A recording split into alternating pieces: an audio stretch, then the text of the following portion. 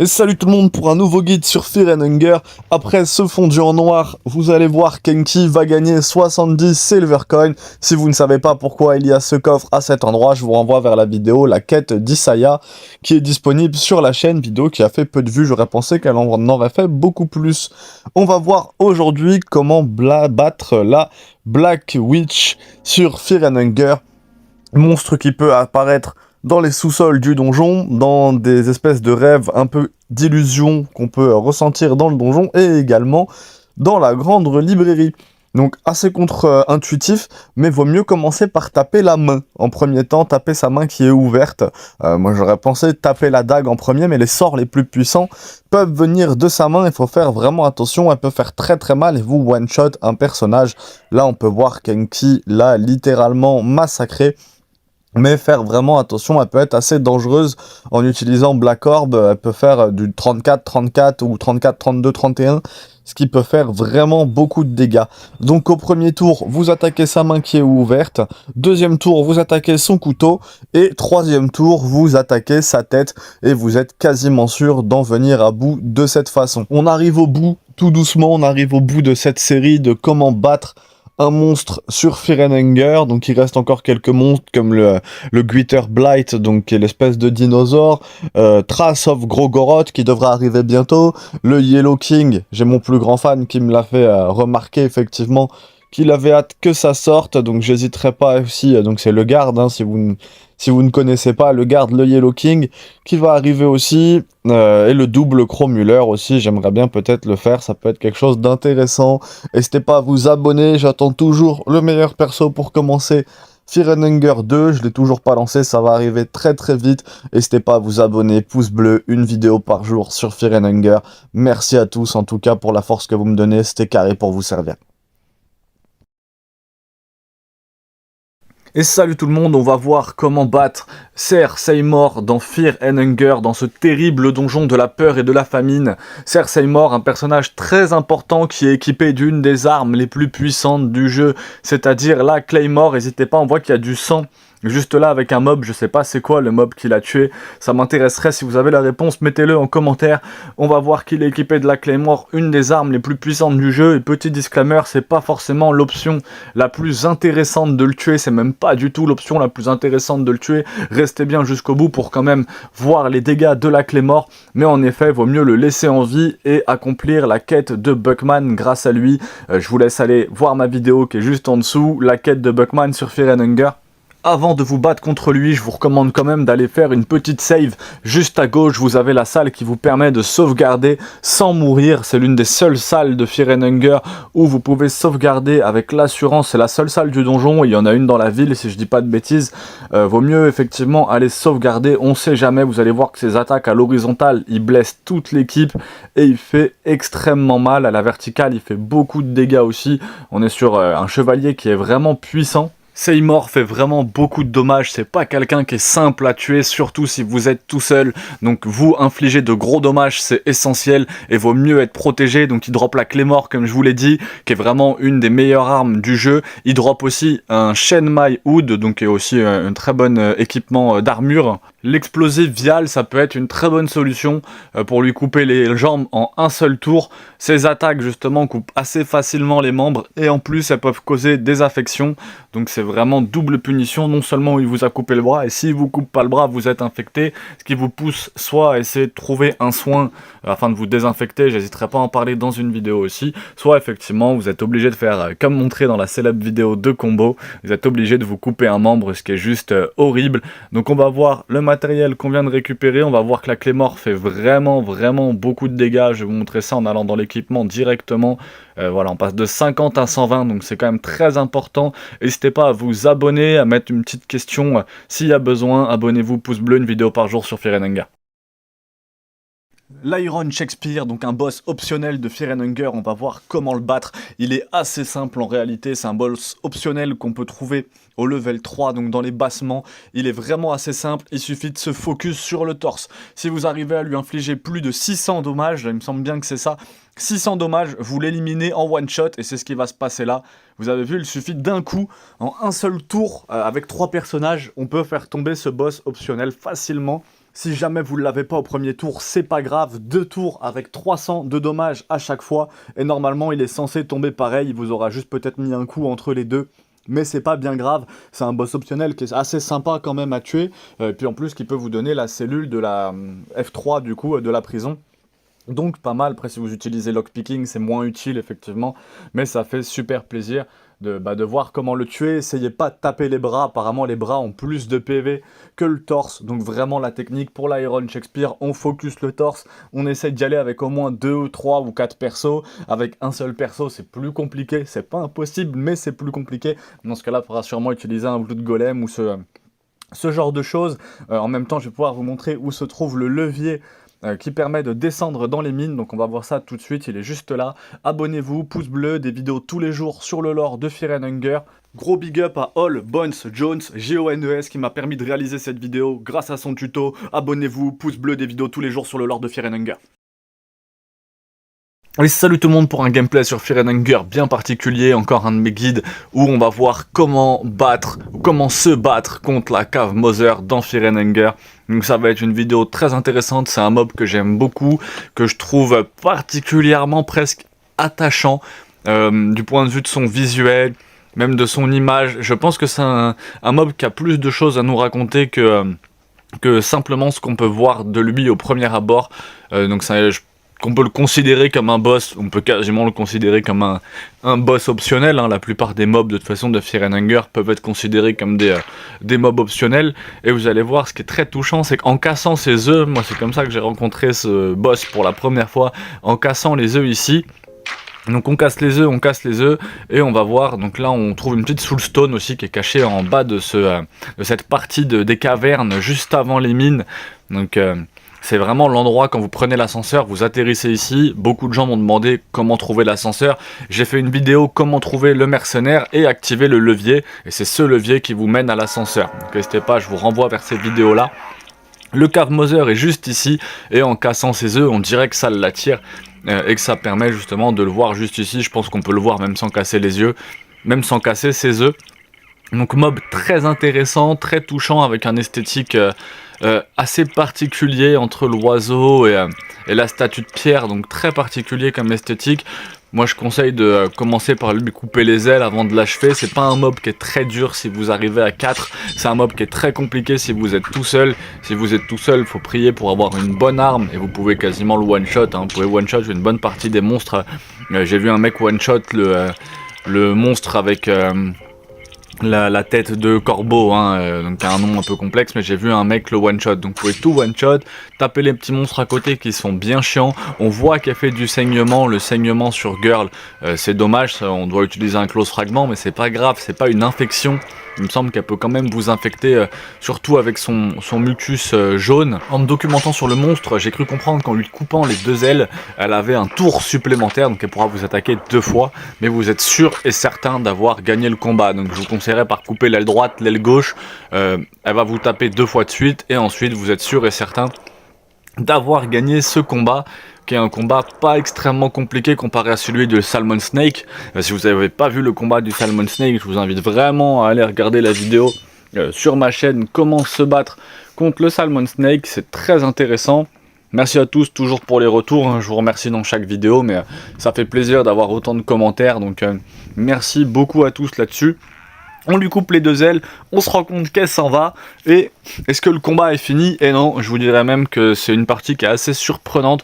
Je vous laisse continuer, vous allez pouvoir traverser le pont, et on va voir un petit mob qui va apparaître, et elle revient pour un 2e round. Ça m'a vraiment surpris, j'ai trouvé ça très agréable vraiment dans le jeu. Ça fait vraiment partie des petits moments, moi, qui me font aimer le jeu, hein. Il aurait pu se contenter de faire un mob qu'on élimine comme tous les autres, et une fois qu'on lui a coupé les ailes, elle s'en va et elle revient se battre sans ses ailes. C'est ce qui fait que je pense que ce monstre a une historique assez particulière.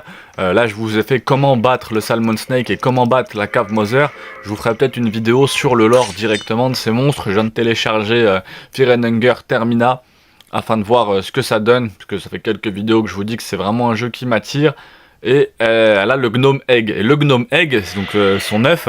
Si vous donnez son œuf au Salmon Snake, ça vous permet de l'attaquer tranquillement. Salmon Snake est le boss qui se trouve juste après dans les mines, un combat que j'aime particulièrement dans Fear and Hunger, je vous l'ai précisé lors de la vidéo qui est déjà sortie dessus. J'espère que la vidéo vous a plu, qu'elle vous aura aidé ou diverti. N'hésitez pas à vous abonner, à me lâcher un petit pouce bleu, à laisser un commentaire si jamais vous avez des précisions, des questions qui pourraient vous aider. Une vidéo par jour sur l'ordre de Fear and Hunger, abonnez-vous. Après avoir passé le pont où on recrute Moonless, on arrive dans la mine et on va aller se battre contre un boss optionnel que j'aime beaucoup, Salmon Snake, très stylé dans Fear and Hunger, c'est vraiment un de mes boss optionnels préférés je pense, c'est vraiment un boss super cool, on va voir comment se battre contre Salmon Snake dans Fear and Hunger, il y a plusieurs techniques différentes à adopter, vous pouvez voir que j'ai troqué mon mercenaire contre un Dark Prêtre, j'avais envie de changer un petit peu, je voulais voir ce que ça donnait Dark Prêtre avec Nécromancie, et c'est plutôt cool, hein, c'est agréable, faut que je vois vraiment le Dark Prêtre, c'est un personnage qui est un peu plus compliqué, j'ai même pas encore réussi à être en maître des insectes, donc pour optimiser mon Dark Prêtre dès l'introduction et apprendre Nécromancie après, j'ai commencé directement avec Nécromancie, d'où cette goule que j'ai pu ressusciter, n'hésitez pas à en parler en commentaire si jamais vous avez des précisions à dire dessus. Ragnar était infecté de la jambe, j'ai dû lui couper la jambe avant le combat, malheureusement, je suis désolé pour cette petite interlude, le combat va pouvoir commencer tout de suite. Donc j'arrive à 4, ce qui va grandement me simplifier le combat, mais n'hésitez pas à aller voir une très bonne vidéo qui m'a inspiré moi cette vidéo, c'est une vidéo de All Bones Jones, A2L-d'union B-O-N-E-S espace J-O-N-E-S, excellente vidéo, lui il a fait une vidéo, alors elle est en anglais malheureusement, enfin elle est en anglais parce qu'il est anglais du coup, sur comment battre justement Salmon Snake dans Fear and Hunger, et c'est lui qui m'a donné pas mal de techniques, j'ai pas voulu recopier toutes ces stratégies, mais il donne 4 ou 5 stratégies qui sont très intéressantes, notamment la façon de le battre en un coup en utilisant Ragnar ou Mariage, avec la bonne arme. Si vous faites plus de 1200 de dégâts directement dans sa tête, Salmon Snake c'est un one shot, donc c'est très utile, et vous allez voir que là, on va avoir du mal, enfin je vais avoir du mal entre guillemets avec 4 personnages, alors que lui il arrive à le one shot juste avec Ragnar. Donc imaginez, vous arrivez juste avec Rangva, 1200 dans la tête et c'est fini, il est éliminé directement. Moi on voit que mon premier tour j'essaye de m'enfuir et ça va pas marcher, l'escape ne va pas passer. Donc dans les petits conseils qu'on peut donner, ça dépend déjà de la composition de la partie, la composition de votre équipement, il faut adapter votre stratégie à ça bien évidemment. Vous allez voir que le boss sort sa langue de temps en temps, faut pas hésiter à taper dessus afin que qu'elle sorte pas, sinon il va utiliser une superbe attaque à partir du 3e tour, donc premier tour elle sort un peu, 2e tour un peu plus. Et 3e tour, il a une super attaque, donc il faut essayer de taper sa langue afin d'éviter la sortie de la langue, vous allez voir ça va apparaître. Taper les yeux, j'ai l'impression que ça l'énerve de taper les yeux, mais il nous précise quand même que ça diminue la chance que ses attaques avec les bras soient plus performantes, donc n'hésitez pas à lui crever un œil. Si vous utilisez des attaques avec effet, donc si vous voulez l'empoisonner, ce qui peut être très utile de l'empoisonner, il faut l'appliquer sur son corps et pas sur sa tête. On distingue aussi qu'il a une attaque qui s'appelle Smash, et quand il smash, justement, ça vous fait zapper un tour, vous pouvez pas jouer le tour d'après, donc ça c'est très contraignant. Donc là il a plus d'yeux, sa langue elle sort un peu, j'aurais dû m'acharner beaucoup plus sur sa tête effectivement, mais bon c'est vraiment pas grave. All Bones Jones nous précise aussi un easter egg super sympa que j'hésiterai pas à vous présenter soit en vidéo soit lors d'un short. Vous avez un oiseau dans la cave qui apparaît de temps en temps, c'est le Caved Monster, j'hésiterai pas aussi à vous faire une vidéo sur comment le battre si vous cassez ses œufs dans la cave, donc là où il y a Moonless, vous cassez ses œufs, il y a ce gros oiseau qui vient. Et en fait, apparemment, on peut récupérer ces œufs et les donner à ce mob-là, au Salmon Snake, ce qui fait que ça zappe un tour. Et donc lui, il le one-shot comme ça, avec juste le mercenaire et la petite fille en donnant des œufs. Et il y a la petite fille qui tape pendant que le mercenaire donne des œufs. Et ça permet de le tuer sans se prendre un seul coup. Alors que là, avec mon équipe de 4, on a quand même pris pas mal de dommages. Donc voilà, c'était le petite vidéo guide comment battre le Salmon Snake dans Fear and Hunger. J'espère que la vidéo vous aura plu. Il y a une vidéo avec la fin S qui est commentée sur la chaîne, donc ça fait, elle est vraiment bien. Merci à Garen encore de m'avoir prêté son gameplay. Abonnez-vous, une vidéo par jour. Salut tout le monde, on va voir comment battre un mob iconique de Fear and Hunger. Peut-être même le monstre qui représente le mieux le jeu, le monstre qui correspond le mieux à l'identité de Fear and Hunger. Je parle bien sûr du Chromauler, comment battre le Chromauler dans Fear and Hunger. C'est ce qu'on va voir tout de suite. Juste avant, on peut voir qu'il y a un petit combat sur Isaiah. N'hésitez pas à aller voir ma vidéo sur la quête d'Isaiah. Si vous arrivez à avoir l'Iron Mask, ça peut quand même vous aider pour le combat qui va suivre. Au-delà de ça, bien sûr, avoir un petit peu de Red Vial, pouvoir l'empoisonner ou le brûler, sont aussi des choses qui vont vous aider. Donc je peux vous conseiller de tuer les Dark Prêtres peut-être avant pour récupérer leur lanterne, d'essayer d'avoir un petit peu de poison, peut-être au moins une arme qui tape un petit peu, et une fois toutes ces conditions réunies, c'est parti pour aller tuer le Crow Mauler. Isaiah étant un mob assez simple, c'est vrai que je lui ai pas encore dédié de vidéo, mais s'il y a besoin, faites-le moi savoir en commentaire, et je lui dédierai une vidéo uniquement sur comment le tuer. En attendant, vous avez la vidéo de sa quête qui est disponible. On va voir tout de suite comment tuer le Crow Mauler. Parce que le Crow Mauler, la première fois qu'on le voit, on a tendance à se dire qu'il est imbattable avec sa dégaine d'oiseau et sa grosse tête d'oiseau. Or, il est pas du tout imbattable. Là, on va le prendre avec l'Outlander et Kahara, mais il est même prenable avec Kahara et la petite fille. Donc, premier tour, lui envoyer un Red Vial dans la tête, c'est vraiment l'idéal. Le Red Vial dans la tête, ça va vraiment vous permettre de vous simplifier la vie pour tout le reste du combat. Deuxième tour, l'idéal, c'est de réussir soit à le brûler, soit à l'empoisonner. Il faut bien viser le torse, sinon vous aurez très peu de chances de le toucher. Et si vous arrivez à lui infliger 250 de dommages au troisième tour, normalement, vous êtes sûr de l'avoir vaincu. Une fois vaincu, il se passe plein de choses. Vous pouvez utiliser une Soulstone sur lui afin de récupérer un objet qui va vous rendre encore plus puissant. Il va également vous donner une clé qui va vous permettre d'ouvrir une porte assez cachée, donc juste à gauche du donjon, une porte avec un emblème, et derrière vous pourrez récupérer l'arme la plus puissante du jeu, la miasma. Il y a aussi la zone qui vous permet de sauvegarder, qui devient complètement safe. Il y a un lit qui est complètement safe. Référez-vous à ma vidéo comment sauvegarder dans Fear and Hunger. Et une fois que ce monstre est tué, cette zone devient complètement safe. Il existe aussi en version double, donc avec 2 têtes, ce qui nous intéressera sûrement dans une prochaine vidéo. On a vu comment battre le Crow Mauler, on a également vu comment battre le double Crow Mauler, et là on va voir comment battre le Hold, le chevalier, le vieux chevalier, qui est un monstre en réalité assez simple. Donc pendant que vous allez traverser les mines au level 5, vous pouvez rencontrer un petit fantôme qui est soi-disant immortel. Donc vous pouvez faire demi-tour, il y a aussi une porte et il va vous bloquer l'entrée de cette porte. Donc comment est-ce qu'on peut résoudre ce problème? Il y a le cadavre d'un jeu chevalier dans cette pièce, vous pouvez l'attaquer et commencer la bataille contre ce mob. Cet ennemi est en fait assez simple, il n'y a que son bras droit qui peut faire quelque chose, qui a 33% de chance d'utiliser le bailliage horizontal, qui va faire environ 30 de dégâts en moyenne et qui risque de couper un de vos bras. Il est aussi assez drôle parce qu'à chaque coup qu'il prend, il perd un petit peu d'équipement dessus. Donc c'est un mob qui est assez sympa effectivement. Après il sert pas à grand chose. La version la plus compliquée à tuer étant la version du Spectre Knight, qui lui ne prend que, me semble, la magie et les coups d'épée du coup, mais aussi d'épée magique justement. Vous pouvez aussi vous battre contre sa version Spectre Knight Spectre de son propre combat. Il est immunisé contre tous les dégâts directs, à l'exception des dégâts immatériels. Il a 10 000 points de vie. Si vous voulez vraiment le tuer, apportez l'âme du serpent, donc le Salmon Snake, n'hésitez pas à aller regarder ma vidéo, ou celle de du White Angel, ou des fléchettes bien sûr curatives, un sort de feu, parce que le poison ou la brûlure lui infligeront 1000 de dégâts par tour. Donc en 10 tours, il va être éliminé, mais il faut quand même être bien préparé. L'explosif vial aussi. S'il n'a plus aucune pièce d'équipement, ça peut être une très très bonne solution pour l'achever. Si vous avez besoin d'un test en particulier, d'un guide sur Fear and Hunger, n'hésitez pas à le poster en commentaire. N'hésitez pas à vous abonner, à laisser le petit pouce bleu, ça fait toujours plaisir. Force à tous, c'était Carré pour vous servir.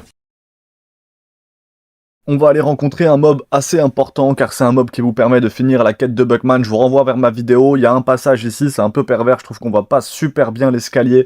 Il s'agit du mob du Gaunt Knight, qui est en fait, je crois, le frère de Buckman, ou quelque chose comme ça. Et c'est un mob qui est très important, qui vous permet de finir sa quête si vous arrivez avec un objet qui est l'Elixir of Mind, donc trouvable à un vendeur qui est juste un petit peu plus loin. Vous pouvez lui donner, il rejoint son frère à l'entrée du donjon, et ça vous permet d'avoir aussi des récompenses, mais je vous renvoie vers la vidéo qui est sur ma chaîne, donc la quête de Buckman, si vous voulez voir tout ça. Là on est là pour voir comment le massacrer, donc c'est pas la solution forcément que je recommande plutôt d'arriver avec un Elixir Mind et de faire la quête de Buckman, mais si jamais vous souhaitez le massacrer. Déjà, on peut voir que c'est un mob assez puissant, vous avez vu, il m'a tranché le bras directement, donc c'est vraiment pas recommandé d'aller se battre contre lui tout seul, surtout si vous n'avez pas un strong heal, une grande défense et une bonne arme. Si vous êtes tout seul, les armes guard ou le Salmon Snake Soul sont quand même vachement recommandés. Son torse a 2000 points de vie, sa tête en a 500, son bras gauche a 450 points de vie et son bras droit a 350 points de vie et ses jambes n'ont que 50 points de vie. À savoir que si vous lui infligez 40% des dommages sur les bras, il fait tomber ses armes, il fait tomber ses épées, ce qui le rend donc quand même bien moins dangereux.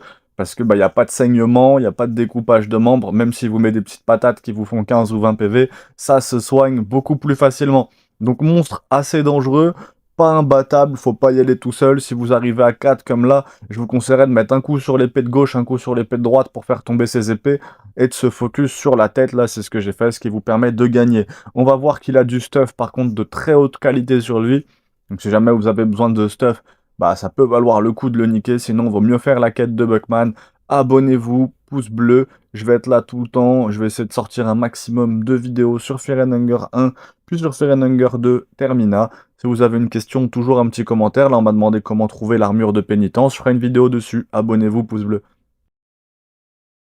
Fear and Hunger vous propose des combats très compliqués et on va voir comment gagner contre la skin Granny dans Fear and Hunger. C'est vraiment un des combats dans lesquels j'ai eu le plus de mal, vraiment. Là je dirais même que depuis le début du jeu c'est le combat qui m'a fait le plus galérer. J'ai pas vraiment eu de difficulté niveau combat et là c'est vraiment la première fois que ça me pousse dans mes retranchements. Il y a beaucoup d'astuces, c'est un personnage qui est très résistant, qui fait de gros dommages, donc vraiment vous n'avez pas le droit à l'erreur. Si vous connaissez pas cet endroit, c'est tout en haut de la tour de ma arbre. Quand vous y allez à un certain moment, vous avez cette espèce de zone un peu rêve, un peu fantomatique, où on en apprend énormément sur le lore des personnages. C'est là qu'on apprend que Kahara, du coup le mercenaire, sort avec la prostituée Céleste. On en apprend beaucoup sur l'Outlander, sur le garde, sur Enki aussi, on peut le voir se faire crucifié quasiment sur une croix, donc on apprend beaucoup de choses sur le lore des personnages. C'est vraiment très intéressant, c'est l'une des zones où on apprend le plus sur l'histoire, parce qu'on se retrouve jeté dans le donjon, et il se passe pas grand chose dans le donjon, on arrive à... Enfin pas grand chose, il se passe plein de choses dans le donjon, mais on sait pas exactement où on est en termes d'histoire. On arrive à sortir du donjon pour arriver dans la ville, et pareil, on sait pas exactement non plus le pourquoi du comment, et c'est vraiment en arrivant dans ce rêve qu'on apprend beaucoup de choses sur le jeu, hein. On apprend une grande partie de l'histoire, donc c'est très intéressant. Je sais pas si c'est quelque chose que vous préférez découvrir par vous-même ou par l'intermédiaire de vidéos YouTube, mais je peux vous conseiller d'essayer de découvrir un maximum les choses par vous-même, le mérite n'en est que plus grand. Donc on va aller voir comment se battre contre la Skinny Granny. La Skin Granny, ça va être un combat assez intense, je vous conseille d'avoir déjà des soins sur vous. C'est essentiel d'avoir des soins sur soi même, de bien recharger vos persos, que vos persos aient tous les soins au maximum, au moins un minimum d'équipement, un minimum d'armure. Si vous arrivez comme ça à l'improviste, il y a très peu de chances que vous gagniez le combat, surtout si vous lancez les attaques à l'improviste les unes à la suite des autres. Il faut quand même avoir une stratégie. Apparemment elle est quand même faisable toute seule. Apparemment j'ai l'impression que tous les personnages du jeu, tous les monstres du jeu peuvent se battre même avec un seul personnage. Cependant avec un seul personnage ou avec même deux personnages, je pense que la difficulté, c'est même sûr, la difficulté est bien plus grande que si vous arrivez avec une équipe, encore plus si c'est une équipe qui est équipée. Donc équipez-vous bien dans le donjon, n'hésitez pas à prendre tous les loots et à regarder tous les tutos conseils. Donc le premier tour, on a cette espèce de Skinny Granny comme ça. Je ne sais même pas si les dégâts qu'on lui inflige là sont reportés sur le deuxième tour. Moi, je l'ai fait pour ça. Si jamais vous avez la moindre information là-dessus, n'hésitez pas à le laisser en commentaire, ça nous sera très utile. Si vous êtes tout seul, la stratégie consiste déjà à l'empoisonner. Si vous lancez le poison, il me semble qu'il faut bien le lancer sur le torse, sinon elle le prend pas. Évidemment, vous pouvez apercevoir qu'elle est faite de bois, donc elle va être très sensible au feu. Donc le conseil, si vous arrivez avec un seul personnage, c'est vraiment d'être équipé en soins, de l'empoisonner directement, de envoyer des combustions sur son torse pour la brûler, que si vous avez moins de 45 PV, il vaut mieux faire une garde ou se soigner si on peut, surtout insister sur la combustion et littéralement spam la combustion sur son torse. Si vous avez deux membres, il y a une instant kill stratégie qui existe aussi. qui est un peu plus complexe à mettre en place. Elle requiert 2 membres bien sûr dans votre partie. Il faut avoir un talisman, donc un The Purified Eastern Sword and the White Angel Soul. Donc ça demande quand même des équipements et d'avoir sans doute battu quelques monstres prérequis. Donc là j'ai pas la totalité, je vous renvoie vers la vidéo de All Bones Jones si jamais vous voulez aller voir ce que ça donne en anglais. Vous voyez, elle fait beaucoup de dégâts, là, juste son critical slash a mis mon Legarde vraiment à mal, il reste que 1 PV à mon Legarde, donc il a pris très très cher. Son torse est composé de 1900 points de vie, donc c'est à dire que pour la tuer quand même 1900 points de vie, il va falloir envoyer du dommage. J'essaye l'explosif Vial avec Ragdva. Je voulais voir un peu les dégâts que ça faisait. Effectivement, les dégâts sont pas énormes comme ça avec l'explosif Vial. Est-ce que j'ai pas eu de chance? Il vaut mieux utiliser vraiment des choses qui peuvent la brûler. Pareil, j'ai pas lancé le poison au début du combat. Je vais le faire un peu plus vers la fin. N'hésitez pas à l'empoisonner dès le début du combat, bien sûr. Elle a un pouvoir aussi très surprenant, c'est qu'elle peut tuer un des membres de votre équipe en un seul tour avec tous ses critical slash. Donc méfiez-vous vraiment de ce monstre qui est apparemment un des mobs les plus compliqués avec les anciens dieux et les nouveaux dieux de Fear and Hunger. Elle change encore d'apparence arrivé à un moment. The Salmon Snake Soul, donc l'âme du Salmon Snake, permet de stopper quand même ses saignements. Donc n'hésitez pas, je vous renvoie vers ma vidéo comment battre le Salmon Snake dans Fear and Hunger. C'est vraiment un boss qui est super sympa, qu'on peut croiser dans les mines. Si vous l'avez esquivé, je vous renvoie vers ma vidéo, allez regarder comment le battre. Il peut grandement vous simplifier ce combat. Ses jambes, quant à elles, ont 270 points de vie, son torse a 1900 points de vie, donc ça en fait un monstre assez résistant qui peut vraiment être simplifié par l'utilisation d'items. C'est vraiment la solution la plus simple pour le tuer, c'est la combustion, le feu parce qu'elle est en bois, et l'utilisation d'items. Y allez pas forcément à la barbare comme j'y suis allé là, parce que vous allez voir que votre équipe n'en ressortira pas indemne. J'ai déjà perdu le garde, j'ai déjà perdu l'Outlander, il me reste plus que Mariage et la girl, sachant qu'ils étaient quand même un tout petit peu équipés quand même. Donc j'arrivais pas en novice total, ça fait déjà 2 fois qu'elle m'élimine, je comptais bien la tuer cette 3e fois, et c'est pas très très simple, hein. C'est vraiment un mob qui est pas simple si vous arrivez pas équipé, et si vous faites pas les choses dans l'ordre. Vous voyez, j'utilise le poison à la fin, et on sent hein, que c'est ce poison là qui vraiment va faire la différence. Si je ne l'aurais pas empoisonné, elle ne serait pas morte. Le premier coup est raté, je crois que j'ai pas tiré au bon endroit. Avec le poison, il faut bien viser le torse.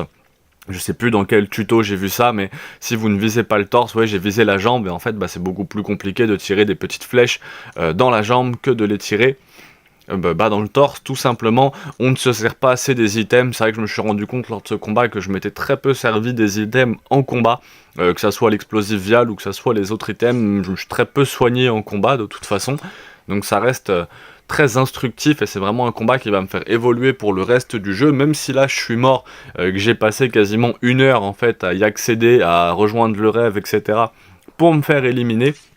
C'est pas grave, c'est le principe même de Fear and Hunger, c'est de cracher du sang, et je vais pouvoir revenir beaucoup plus fort afin de l'éliminer. Maintenant que je sais que par exemple avec la combustion on peut l'éliminer beaucoup plus facilement, j'hésiterai pas à revenir équipé face à elle, maintenant que je sais exactement où elle est et que je suis un peu mieux armé pour la battre. Donc d'abord taper son bras gauche, son bras droit, afin d'éviter ses petites attaques, l'empoisonner et surtout sa sensibilité au feu. Juste après ce combat, Nilvan, donc un des anciens dieux, va vous demander un service. Je vous laisserai aller voir par vous-même, ou sinon n'hésitez pas à le préciser en commentaire et je vous montrerai ce passage après le combat, c'est enregistré. Donc si vous voulez les 3 ou 4 minutes après le combat, faites-le savoir en commentaire. N'hésitez pas à vous abonner, pouce bleu, des vidéos tous les jours sur le lore de Fear and Hunger. Merci pour le soutien que vous apportez à cette chaîne YouTube. Force à tous. Bonsoir à tous et à toutes. On va voir comment battre le White Angel dans Fear and Hunger, l'ange blanc qui est un ennemi unique qui apparaît partout dans Mahabra, la ville antique. Une fois que vous avez vaincu le Tormented One, le tourmenté, vous combattrez presque toujours immédiatement le White Angel. Alors guérissez-vous bien, et les deux devraient être un jeu d'enfant. Et c'est parti tout de suite pour le combat. C'est un combat qui va pas être extrêmement compliqué. Il faut savoir que sa tête n'a que 500 HP. Par contre, elle a 85% de chance de miss en physique et 50% en magique. Donc si vous utilisez de la magie en 2 attaques, ça peut aller, 2 ou 3 attaques.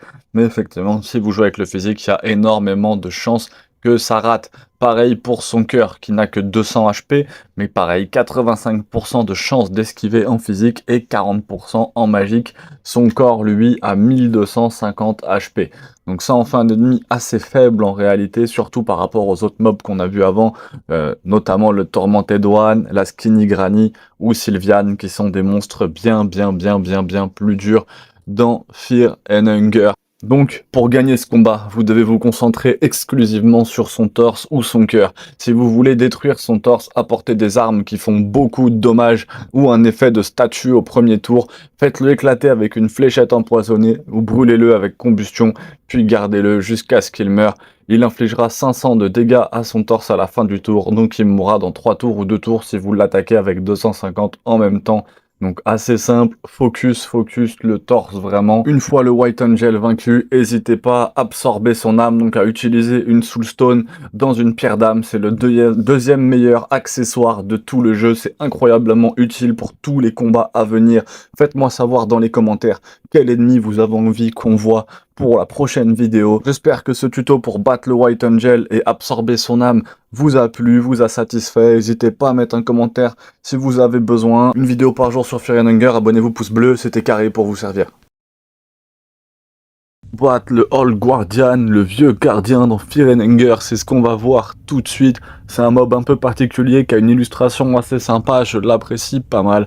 Avant, je vous conseille d'aller voir la Nameless figurine et de lui couper les bras. Ça vous permet, comme là dans la vidéo, de commencer le combat sans ses bras. Donc n'hésitez pas à aller voir ma vidéo comment tuer la Nameless figurine. Vous lui coupez les bras, vous commencez le combat comme ça.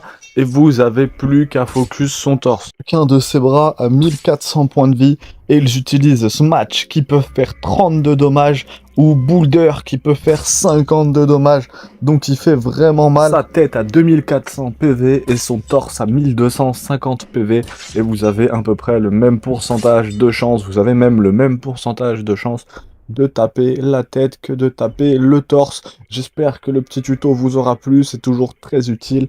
N'hésitez pas à aller liker toutes les autres vidéos, à regarder un petit peu tout ce qui se fait, et surtout, qu'est-ce que vous voulez voir, parce que soit je sors du Fear and Hunger 2 là, à toute patate, donc des petites vidéos d'un quart d'heure avec un petit peu de lore, un petit peu d'histoire, et en gros mes runs, soit effectivement sur un personnage, soit des guides comme là sur Fear and Hunger 2, soit effectivement je continue sur Fear and Hunger 1, je sais qu'on m'a demandé le Yellow Mage. Le Yellow Mage, il va arriver dans les prochains guides, là, ça va être un des prochains... je pense, c'est même assez sûr. N'hésitez pas à vous abonner, petit pouce bleu, force à tous, c'était carré pour vous servir numéro 1 sur Fear and Hunger. Salut tout le monde, on va voir comment battre la Nameless figurine dans Fear and Hunger. Donc c'est un mob qui est assez sympa, c'est vraiment un mur de PV. Donc pour la combattre, vous allez avoir besoin d'une âme sans fin, d'une âme tourmentée et d'une âme illuminée dans votre inventaire. Là, on la regarde à travers la run de Garen Noah, qui est une très belle run, Garen Noah, qui fait la fin S avec le Dark Prest en 1h30 en hard mode en plus. Donc on a la partie la plus compliquée du combat, là ça peut pas être plus dur que ce qu'on va voir là. Donc on repasse, donc changement de temps du coup en utilisant le Cube of the Death. La grande porte se retrouve transformée en Nameless figurine. Et on va pouvoir aller faire le combat directement. On voit qu'il fait un peu de mix de red et de blue. Il soigne ses PV, son mine, toujours soigner ses personnages avant de rentrer en combat. Ça reste essentiel, on ne sait jamais ce qui peut se passer. Donc elle voit qu'on a les 3 âmes, l'âme tourmentée, l'âme illuminée et l'âme sans fin. Et elle lance le combat directement. Donc ses bras, ils ont 1400 points de vie et ils utilisent Smash à chaque tour. Smash infligeant 30 de dégâts contendants et ignore l'évasion si vous détruisez les deux. Son torse utilise plaquage, sa tête à 1800 points de vie. Pareil pour l'évasion et son torse à 3000 points de vie.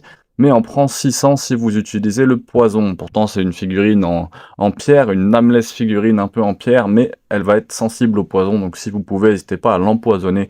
On voit que c'est la stratégie là qui est utilisée par Garen Noah, donc très intelligent. Il n'y a pas de vraie tactique vraiment pour la battre, à part l'empoisonner en fait, afin qu'elle puisse prendre le plus de dommages possible. Et ensuite vous pouvez soit focus sa tête, étant donné que la tête a un tout petit peu plus de points de vie que les bras, soit si vous souhaitez découper les bras pour être tranquille et pas prendre de risques avant justement de se concentrer sur la tête.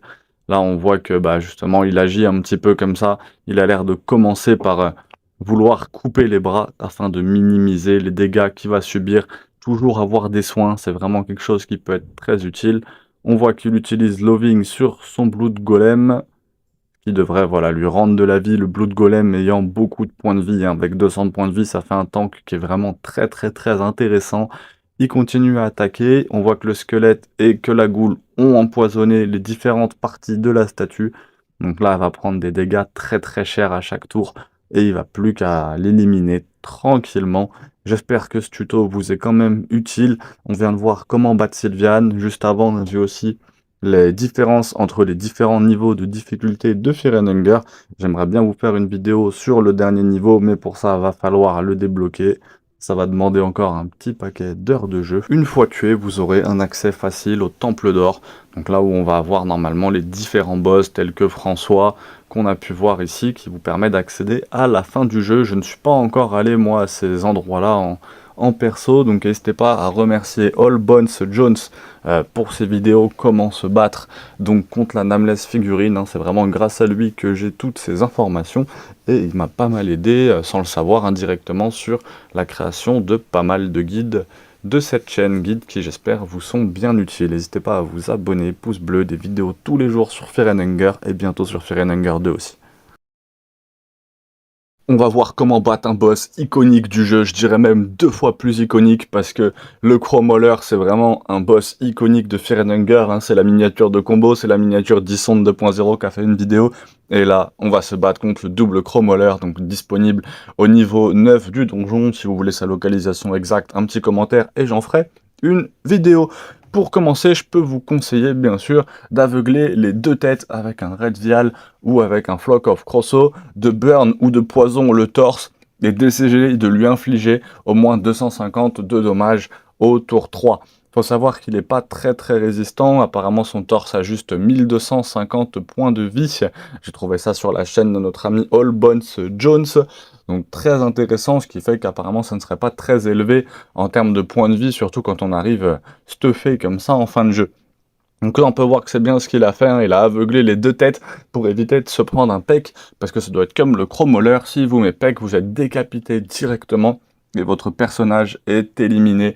Donc un peu compliqué. Vous pouvez aussi avoir l'Isaiah Iron Mask qui vous permet quand même de prévenir de quelques dommages. Donc si vous ne savez pas du tout qui est Isaiah, n'hésitez pas à aller regarder dans mes vidéos. J'ai une vidéo dédiée à la quête d'Isaiah. Il nous manque plus beaucoup de personnages. Et oui, Peck en plus c'est uniquement sur le caractère jouable apparemment, c'est uniquement sur le personnage que vous jouez. Donc ce qui fait que s'il utilise Peck, vous êtes éliminé directement. Mais bon, je me fais pas de soucis pour vous, vous devriez réussir à le battre. Il nous manque quelques mobs et on a bientôt fini cette série de comment battre tellement sur Fear and Hunger. Abonnez-vous, pouce bleu, c'était carré pour vous servir. Et salut tout le monde, on se retrouve pour battre un boss super cool, un boss optionnel qui est trouvable dans le Void. Je parle bien sûr des Crater Blight, ces espèces de gros dinosaures immenses. Bien sûr, vous avez vu un combat sur Grogoroth juste avant, ça va être une vidéo qui va sortir très prochainement. Donc n'hésitez pas à vous abonner si vous souhaitez pas la rater et à laisser un petit pouce bleu. Là, on va s'intéresser à comment battre les Crater Blight dans Fear and Hunger. Donc plusieurs façons différentes de battre ce boss. Déjà vous avez vu, il utilise le poison au premier tour. Le poison c'est une très mauvaise idée, il faut utiliser le poison uniquement à partir du 2e tour, hein. Il est insensible à la première attaque. Vous pouvez également vous enfuir, mais ça sera bien plus compliqué au 3e tour. Donc si vous souhaitez vous enfuir, essayez de vous enfuir au 1er ou au 2e tour. Sinon, vous pouvez le combattre directement. Envoyer le Purple Vial, donc l'empoisonner au 2e tour, ça me paraît être la meilleure solution. La meilleure solution pour gagner le combat. Essayez de faire 2000 de dommages magiques avant le tour 4. Si vous êtes équipé de l'âme du Butterfly Soul, donc de l'âme du papillon, je vous renvoie vers la vidéo l'étrange papillon dans Fear and Hunger qui pourra vous permettre de voir comment on trouve cette Butterfly Soul, et que vous apprenez Défense Stun, ça peut augmenter votre évasion de sang et aussi vous simplifier la vie. Niveau HP, il faut savoir que son torse a 2000 de HP et donc est détruit à la fin du combat. Et chacune de ses jambes a 1000 HP et utilise Tombe à chaque tour. C'est un des mobs qui fait le plus de dégâts de tout le jeu. C'est vraiment un des mobs qui fait le plus de dégâts. On voit là, juste avec son croc, il a fait 76 à Kahara, plus infligement du saignement. Donc c'est vraiment très très très dangereux, faut vraiment se méfier de ce monstre. Sa tête a aussi 2000 HP et elle utilise Chaume à chaque tour. Donc vraiment la meilleure solution pour le battre, c'est vraiment de réussir à l'empoisonner dès le début et ensuite de se focus. Donc si vraiment vous souhaitez le battre, soit arriver à plusieurs personnages, l'idéal c'est d'avoir un Blood Golem et d'essayer de tanker le plus possible parce qu'il fait beaucoup de dégâts. Donc essayez de tanker le plus possible avec un Blood Golem. Là on voit qu'il prend quand même très cher avant de gagner la partie. Ou si vous souhaitez être vraiment tout seul contre lui, l'empoisonner au début, faire guard et croiser un petit peu les doigts. Je vous renvoie vers la vidéo de All Bones Jones, qui est un très bon analyste de Fear and Hunger et qui nous a appris pas mal de choses. N'hésitez pas à vous abonner, laissez le petit pouce bleu, ça revient très très fort donc pour la vidéo de Grogoroth et pour Fear and Hunger 2.